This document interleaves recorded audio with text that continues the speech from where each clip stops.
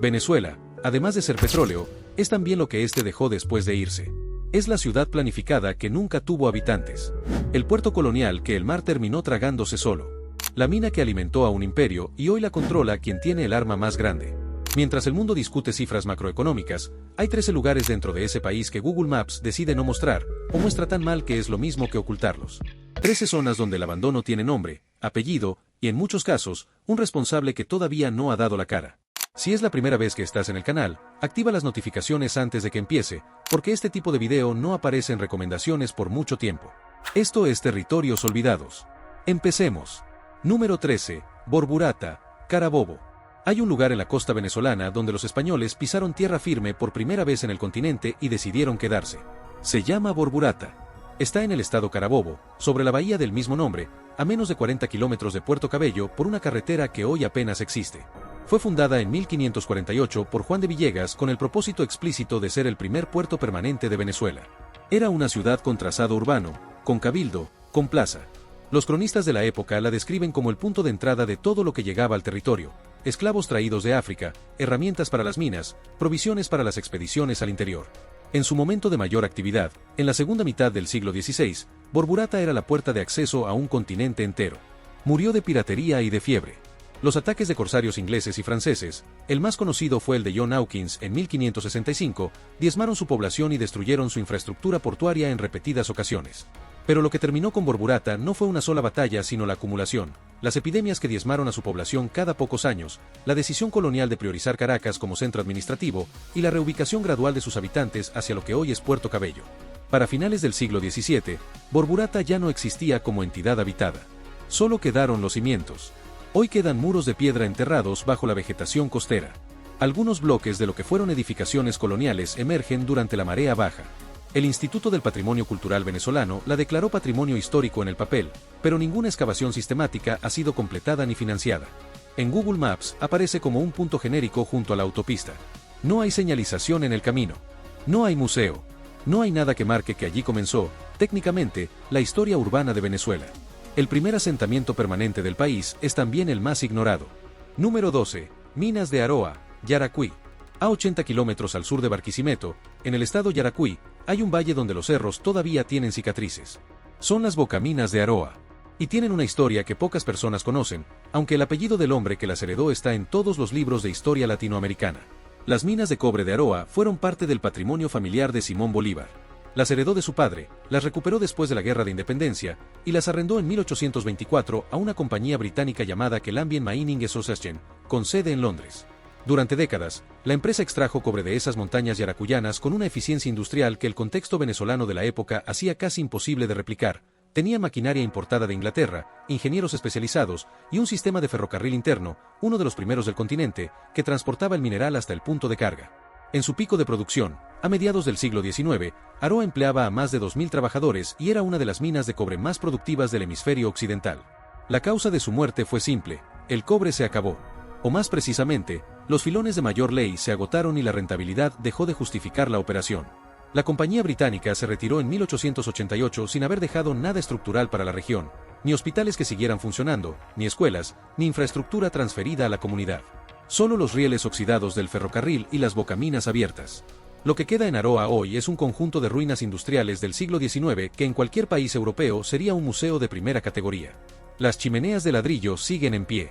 Las estructuras de procesamiento de mineral, aunque derrumbadas parcialmente, conservan su geometría.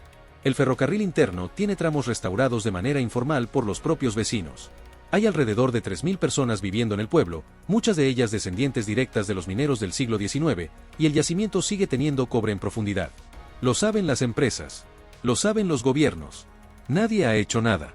Google Maps muestra el área como zona rural sin ningún indicador de su valor histórico o minero. El inventario patrimonial existe solo en documentos. Número 11. Naricual, Anzoátegui. El estado Anzoátegui es conocido por petróleo. Pero antes del petróleo hubo carbón. Y el carbón se extrajo durante décadas de un lugar llamado Naricual, en las serranías del norte del estado, a unos 30 kilómetros de Barcelona. Las minas de carbón de Naricual fueron explotadas de manera industrial desde finales del siglo XIX. En su momento de mayor actividad, en las primeras décadas del siglo XX, llegaron a producir más de 50.000 toneladas anuales y empleaban a centenares de mineros organizados en turnos continuos. Era un carbón de calidad aceptable, suficiente para los hornos industriales y para los barcos de vapor que navegaban el Caribe. El pueblo que creció alrededor de las minas tenía sus propias escuelas, su propia clínica, su propio sistema de abastecimiento. Naricual murió de sustitución. Cuando el petróleo venezolano empezó a producirse en escala industrial durante los años 20 y 30, el carbón dejó de ser económicamente competitivo. Las empresas propietarias de las minas, primero de capital inglés, después venezolano, fueron cerrando los pozos gradualmente sin un plan de reconversión para la mano de obra. Los mineros que no emigraron a los campos petroleros de Anzoátegui o Monagas se quedaron en un pueblo al que el Estado fue dejando de prestar servicios básicos de manera progresiva. Hoy Naricual existe como comunidad, pero sus bocaminas están selladas o derrumbadas, su patrimonio industrial prácticamente no está documentado, y la carretera de acceso ha sido objeto de promesas de mejora durante 4 gobiernos seguidos. Es el tipo de lugar que aparece en los planes de desarrollo regional como área de potencial turístico minero y en la práctica no recibe inversión de ningún tipo. Número 10. Puerto Nutrias, Barinas. Hay puertos que mueren cuando el río cambia. Puerto Nutrias no tuvo esa excusa. Murió cuando el país decidió que el transporte fluvial ya no importaba. Puerto Nutrias está sobre el río Apure, en el estado Barinas, en uno de los puntos donde el río es navegable durante casi todo el año. Fue durante el siglo XIX y parte del XX uno de los puertos fluviales más activos de los llanos venezolanos. Por allí salía el ganado de los hatos llaneros, llegaban los productos manufacturados que no se producían en el interior, y pasaban los vapores que conectaban los llanos con el Orinoco y eventualmente con el Atlántico.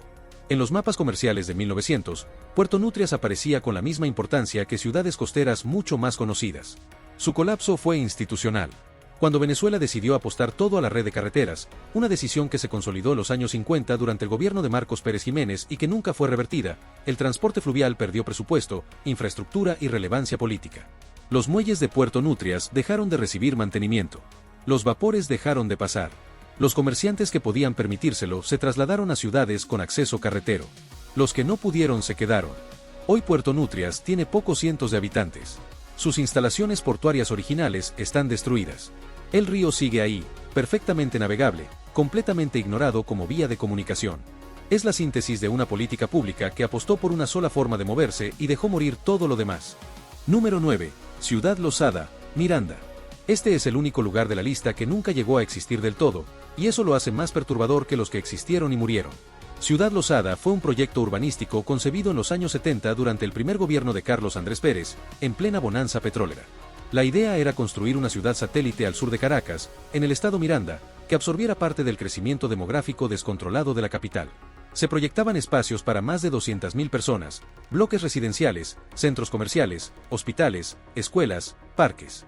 El Estado venezolano invirtió en infraestructura básica, en vialidad, en los cimientos de los primeros edificios. Luego cayó el precio del petróleo. Las obras se detuvieron con diferentes grados de avance. Algunos bloques quedaron a nivel de estructura. Otros apenas tenían los fundamentos hormigonados. La infraestructura de servicios instalada, tuberías, cableado, fue quedando expuesta a la intemperie durante años. El proyecto fue oficialmente abandonado, relanzado con otro nombre en los años 90, abandonado nuevamente, y finalmente ocupado de manera irregular por familias que no tenían otra opción. Hoy Ciudad Lozada existe como asentamiento informal sobre las ruinas de un proyecto que prometía ser una ciudad moderna. Las estructuras originales están mezcladas con autoconstrucción improvisada. Los planos originales existían en papel, con calles nombradas, con manzanas numeradas, con equipamientos públicos asignados. Nada de eso se materializó. Google Maps muestra el área de manera fragmentada, sin poder distinguir entre lo planificado y lo improvisado, porque a estas alturas la diferencia ya casi no existe. Número 8. Yumare, Yaracuy. Yumare no es un pueblo abandonado. Es un pueblo al que nadie quiere recordar. Está en el estado Yaracuy, en la zona montañosa al norte, cerca de la frontera con Carabobo. El 8 de mayo de 1987, un grupo de campesinos y activistas sociales que habían viajado a la zona para participar en una reunión comunitaria fueron interceptados por efectivos de la DICIP, la policía política del gobierno de Jaime Lucinchi, y ejecutados sumariamente. Las cifras exactas varían según la fuente, pero el número más documentado habla de 14 personas asesinadas. Sus cuerpos fueron encontrados en una quebrada. Ninguno tenía armas. Varios eran dirigentes sindicales o líderes de organizaciones campesinas. La masacre de Yumare nunca fue juzgada. Los responsables directos no fueron identificados públicamente. El gobierno de turno habló de un enfrentamiento que ninguna evidencia forense respaldó. Las organizaciones de derechos humanos venezolanas documentaron el caso con el rigor que podían en ese momento, pero la impunidad fue total. Lo que hace a Yumare especialmente perturbador para este canal es lo siguiente: el lugar existe en el mapa, las casas existen, la quebrada existe. Pero la memoria del hecho no tiene ninguna marca física en el territorio. No hay señalización. No hay monumento. No hay placa. La violencia de Estado que ocurrió allí no dejó ninguna huella visible, y eso es exactamente lo que el poder necesitaba. Google Maps muestra Yumare como una pequeña localidad de montaña. Eso es todo. Número 7. Caño Manamo, Delta Amacuro. Este es el caso donde el Estado no abandonó un lugar. Hizo algo peor, lo aisló deliberadamente y luego fingió que el problema no existía. El Caño Manamo es uno de los brazos del delta del río Orinoco, en el estado Delta Amacuro. Durante siglos, fue la vía de comunicación y sustento de decenas de comunidades indígenas varao que vivían en sus orillas. El ecosistema del delta dependía del flujo libre de ese caño, los peces, los cangrejos, el agua dulce, los patrones de inundación que hacían fértil el suelo. En 1966, el gobierno venezolano construyó un dique en la boca del Caño Manamo como parte de un proyecto de desarrollo agrícola. El objetivo oficial era ganar tierras cultivables para colonos. El efecto real fue la salinización progresiva del agua del caño. Sin el flujo natural del Orinoco, el agua del mar comenzó a penetrar aguas arriba. En menos de una década, el agua que las comunidades varao habían bebido durante generaciones se volvió salobre.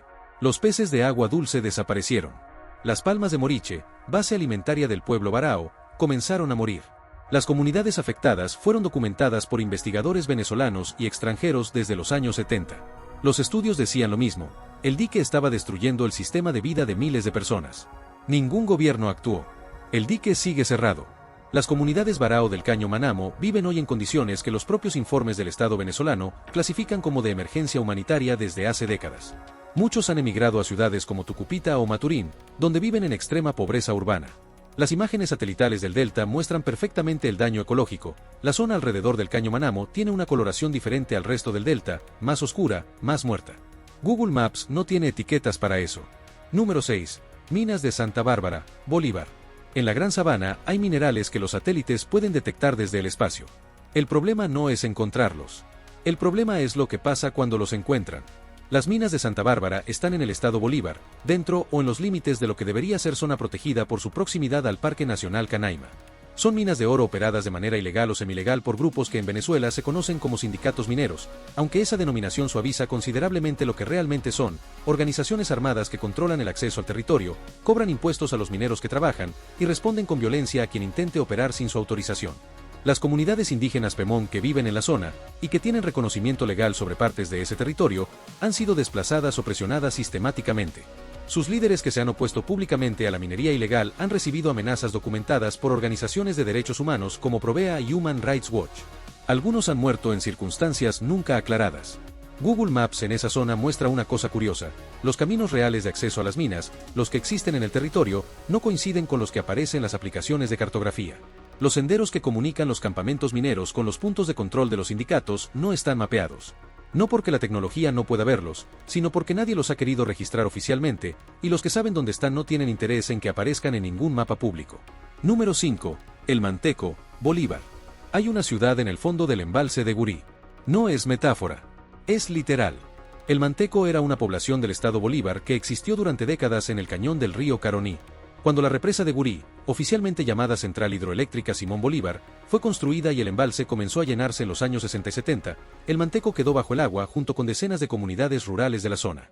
Sus habitantes fueron reasentados en nuevas localidades construidas específicamente para ellos, aunque los testimonios de los desplazados documentados por investigadores de la época hablan de un proceso de relocalización caótico, con promesas incumplidas de vivienda, tierras y servicios. La represa de Gurí genera hoy aproximadamente el 70% de la electricidad de Venezuela. Es la columna vertebral energética del país. Y fue construida sobre la inundación forzada de comunidades que no fueron consultadas, que perdieron sus tierras, sus cementerios, su historia física. Durante los años de sequía extrema que Venezuela ha experimentado de manera recurrente desde la segunda década del siglo XXI, el nivel del embalse ha bajado lo suficiente en algunas ocasiones para que las estructuras del Manteco emerjan parcialmente. Vecinos y fotógrafos han documentado esas apariciones: muros de piedra, bases de edificaciones, restos de lo que fue una calle principal. Son las ruinas de una ciudad que el Estado decidió sacrificar por la electricidad de otra. El punto donde estaba el Manteco tiene coordenadas precisas. En Google Maps aparece como agua. Siempre como agua. Número 4. Tumeremo, Bolívar. El 4 de marzo de 2016, en algún lugar entre Tumeremo y las minas de la selva del estado Bolívar, desaparecieron entre 17 y 28 mineros. Los números varían porque los cuerpos nunca fueron todos encontrados. Tumeremo es una ciudad del municipio Sifontes, en el oriente del estado Bolívar, que funciona como punto de entrada a una de las zonas de extracción ilegal de oro más activas del país. Los mineros que trabajan en esa región operan en una economía paralela donde el Estado venezolano prácticamente no tiene presencia institucional, no hay policía confiable, no hay sistema de salud funcional, no hay registro formal de quién trabaja ni en qué condiciones. La masacre de Tumeremo, si es que ocurrió en esas dimensiones, que las organizaciones de DDHH creen que sí, nunca fue investigada hasta sus consecuencias. El gobierno de Nicolás Maduro reconoció inicialmente que había habido muertes, luego cambió la versión, luego dejó de hablar del tema. Los familiares de los desaparecidos denunciaron públicamente durante meses. Luego dejaron de denunciar, por razones que cualquiera puede imaginar. La zona alrededor de Tumeremo está controlada por lo que en Venezuela se llama el pranato minero, grupos armados que establecen normas, cobran peajes y administran la violencia como herramienta de gobierno territorial. En esa zona, Google Maps tiene imágenes satelitales perfectamente claras de los campamentos, de las perforaciones del terreno, de los ríos contaminados con mercurio.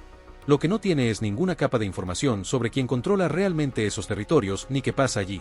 Número 3. El Callao, Bolívar. El Callao tuvo la mina de oro más productiva del mundo en la segunda mitad del siglo XIX. Eso no es exageración de guión. En 1885, la mina El Callao produjo más oro por tonelada de roca procesada que cualquier otra operación minera documentada en el planeta en ese momento. Está en el estado Bolívar, al sur del Orinoco, en una región que los venezolanos llaman la Guayana. Fue fundada como campamento minero en los años 1850, cuando se descubrieron los primeros filones auríferos de importancia. La fiebre del oro trajo capital inglés, trabajadores de las Antillas Británicas, especialmente de Trinidad, y una mezcla cultural que todavía hoy define el Carnaval del Callao, declarado Patrimonio Cultural Inmaterial de la Humanidad por la UNESCO. En su apogeo, la ciudad tenía bancos, teatros, hoteles, periódicos propios. Era, en todos los sentidos, una ciudad moderna en medio de la selva venezolana. La veta principal se agotó a principios del siglo XX. La ciudad sobrevivió como municipio, pero perdió su base económica y comenzó décadas de declive gradual. Los gobiernos venezolanos intentaron en diferentes momentos reactivar la minería con capital nacional o en asociación con empresas extranjeras, con resultados inconsistentes. Lo que ocurrió en el Callao en las últimas 2 décadas es diferente y más grave. La minería ilegal volvió a escala masiva, y con ella llegaron los sindicatos armados. Hoy el Callao es una ciudad donde la autoridad formal del Estado venezolano coexiste, cuando coexiste, con organizaciones criminales que controlan quién puede minar, dónde y en qué condiciones. Las tasas de homicidio en la zona son de las más altas del país, que ya tiene tasas de las más altas del hemisferio. Los ríos cercanos están contaminados con mercurio. Las comunidades indígenas de la región han perdido acceso a sus territorios ancestrales. El Carnaval de El Callao sigue siendo filmado y publicado en redes. Las minas que lo financian en la actualidad nunca salen en las mismas cámaras. Número 2. La Sierra de Perijá, Zulia. En el extremo occidental de Venezuela, sobre la frontera con Colombia, hay una cordillera que los mapas llaman Sierra de Perijá. Los pueblos indígenas Yucpa y Barí, que la habitaron durante siglos, la llaman de otra manera, en sus propias lenguas. Cada vez hay menos personas que recuerden cómo se dice. La Sierra de Perijá fue durante siglos un territorio de difícil acceso donde las comunidades indígenas mantuvieron sus formas de vida con relativa autonomía. Esa autonomía empezó a romperse en el siglo XX con la llegada de las haciendas ganaderas que fueron ocupando los valles y empujando a las comunidades hacia las zonas más altas e inaccesibles. Después llegó la minería de carbón. Los yacimientos del Zulia son de los más grandes de Venezuela, y su explotación, legal e ilegal, fue avanzando sobre territorios que el Estado había reconocido formalmente como de las comunidades Yucpa. Sabino Romero Izarra fue un líder Yucpa que durante años organizó la resistencia de su comunidad contra la expansión de las haciendas. Fue asesinado en 2013. Nadie fue condenado por su muerte. Su caso fue documentado por organizaciones internacionales como Amnistía Internacional y se convirtió en un símbolo del conflicto entre los derechos territoriales indígenas y los intereses económicos en Venezuela. La Sierra de Perijá hoy tiene partes que son zona de conflicto activo entre grupos armados colombianos, grupos criminales venezolanos y comunidades indígenas que intentan sobrevivir en medio de ambos. Google Maps tiene imágenes satelitales de la zona, pero la dinámica real del territorio, quien controla que, donde empieza la tierra de quién, no aparece en ninguna capa pública de ninguna aplicación de cartografía. La violencia que ocurre allí es de las menos documentadas de América Latina, no porque no haya periodistas que quieran cubrirla, sino porque los que lo han intentado han entendido rápidamente por qué es tan difícil salir para contarlo. Número 1. El arco minero del Orinoco, Bolívar, Amazonas y Delta Amacuro. En febrero de 2016, el gobierno de Nicolás Maduro decretó la creación del arco minero del Orinoco, una zona de extracción mineral de 111.843 kilómetros cuadrados, equivalente al 12% del territorio venezolano. Para dimensionar eso, es más grande que Cuba. Es más grande que Grecia. Es un área de selva tropical que abarca partes de los estados Bolívar, Amazonas y Delta Amacuro, y que contiene reservas documentadas de oro, coltán, diamantes, bauxita, cobre y hierro. El decreto fue presentado como una solución a la crisis económica venezolana. La realidad de lo que ocurrió después está documentada en informes de la ONU, de la ONG venezolana Guataniva, de la Sociedad Venezolana de Ecología, de investigadores académicos de varias universidades latinoamericanas. Dentro del arco minero operan hoy decenas de grupos armados, sindicatos mineros, guerrilla colombiana del ELN, grupos disidentes de las FARC y bandas independientes. El Estado venezolano está presente en algunas zonas a través de la Fuerza Armada Nacional, pero la presencia militar no se traduce en control institucional, sino en participación directa en la economía ilegal de la minería. Los informes hablan de militares que cobran porcentajes de la extracción, que facilitan el tráfico de mineral, que garantizan acceso a ciertas zonas a cambio de pagos. Las comunidades indígenas dentro del arco minero, Pemón, Piaroa, Yanomami, Oti, Jibí y varias más, no fueron consultadas antes de la firma del decreto, en violación directa del Convenio 169 de la OIT que Venezuela había ratificado. Varias de esas comunidades han sido desplazadas de sus territorios desde entonces. Los ríos de la zona, el Caura, el Cuyuní, el Caroní y sus afluentes, están contaminados con mercurio utilizado en el proceso de amalgamación del oro. El mercurio no desaparece, se acumula en los peces, en el sedimento, en la cadena alimentaria, en los cuerpos de las personas que viven en esos ríos. En 2019, el Parlamento Europeo aprobó una resolución denunciando la situación humanitaria en el arco minero. En 2020, la Oficina del Alto Comisionado de la ONU para los Derechos Humanos publicó un informe detallando violaciones graves en la zona. En 2021, 2022, 2023 y 2024, la situación empeoró. Google Maps tiene imágenes satelitales actualizadas del arco minero.